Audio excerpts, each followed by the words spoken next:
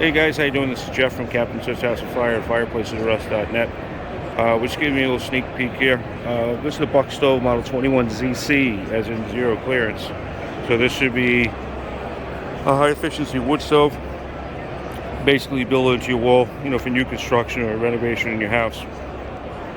It's basically the small Model 21 wood stove from Buck Stove in a zero clearance box.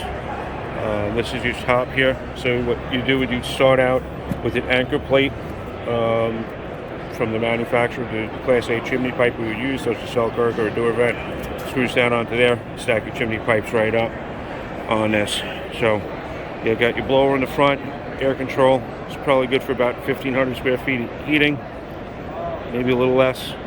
They also make this in the 74 size, which would be the 74 ZC. Should be good for over 2,000 square feet of heat. Solid, very solid build. All the Buck Stove stuff is super strong steel, cast iron door. This one here, this is the small firebox model. Now it's still accommodate a decent sized log.